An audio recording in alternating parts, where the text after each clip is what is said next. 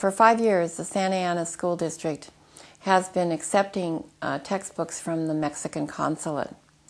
And thousands of textbooks, 30 boxes filled with boxes will come at one time.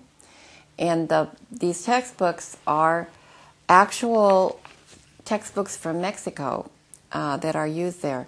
And they're beautiful, as you can see. They're bright colored textbooks and with lots of pictures for the children. And of course, since they're from Mexico, they are written in Spanish. This one is about our Constitution. It says, knowing our Constitution. But it's not talking about the American Constitution. It's, of course, talking about the Mexican Constitution. And I think it's wrong to be giving out these books to children and giving them a wrong impression about that this could be the American Constitution. I think it's just confusing. And, I came from Guatemala when I was 6 years old and went through the public schools. And if I received a book that says, know our Constitution, I go, well, what? It's not the Guatemalan. And I would be speaking Spanish, isn't this the American Constitution? So I think it's really wrong that they're passing out these books and distributing them. And then not only the one that says, know our Constitution, which has the Mexican Constitution, but they also have history books.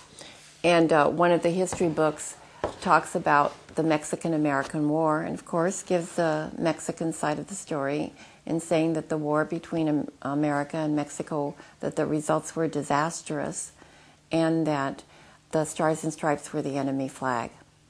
So I just don't think this is a perspective that should be in our schools.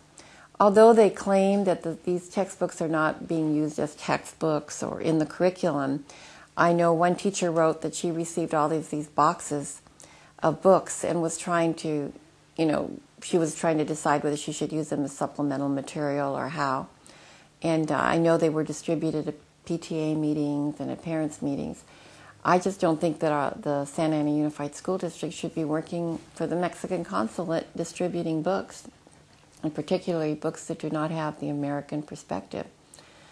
And so I tried to complain about it. I said, why are we doing this?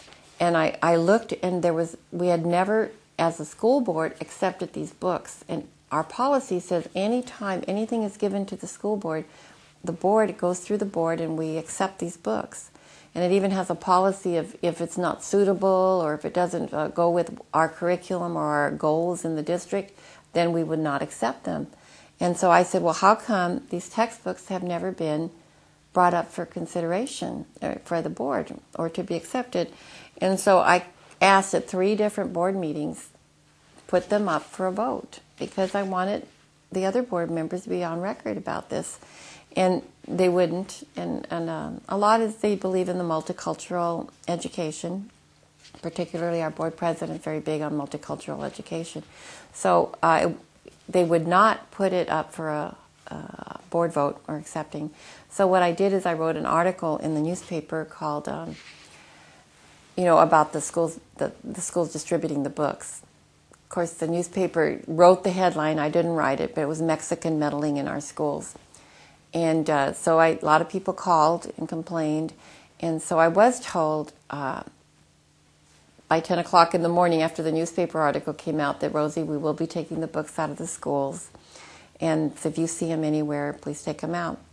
But then there were 2 rebuttals in the newspaper, and one by the superintendent and one by the Mexican consulate.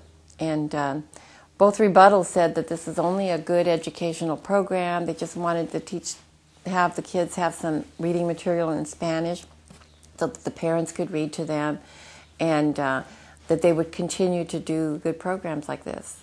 So I'm hopeful they're gone, but I don't know that it's heartfelt that they are going to be gone. Another program that the Mexican consulate is doing in schools is called Plaza Comunitarias, where they're actually putting in Mexican schools inside a school. So they were going to use Carr Intermediate School and have a classroom there with computers and satellite, and people who, probably older students and maybe even some adults who had started their education in Mexico and wanted to finish their Mexican education could go there, and they would have satellited in the teachers who would be teaching from Mexico and doing the Mexican curriculum, and then they would get a diploma from Mexico that they had completed their high school. And what was disturbing to me is that it came to the school board as a partnership between three organizations. And one was that the Santa Ana School District would provide the classroom, the satellites, the equipment, and then Santa Ana College would provide the facilitator or the kind of the teacher, so that the college would be drawing ADA or regular funds for each student who was in the class, so that this class was actually paid for by taxpayers' funds. And then the Mexican consulate or the Mexican government, I guess, would provide the teachers, and they would be satellited in to teach the classes, and then they would get this Mexican diploma. And then if you look on the internet and it describes these Plaza Comunitaria schools, it talks about protecting the rights of immigrants in America and all the reasons for the existence of these schools. And they weren't all educational reasons. So I didn't think that we should be having these kind of schools in our schools and paid for by taxpayer funds. If people want to do that and offer education outside of the schools, they have, this is America, you're free to do that. But so I said, if you're going to do a different curriculum inside our schools, we are the school board and we're responsible for approving curriculums. I would like to have every class and everything that's taught be translated so we can look at it and approve the curriculum. And so, of course, they couldn't do that, so they decided not to have a school in Santa Ana schools.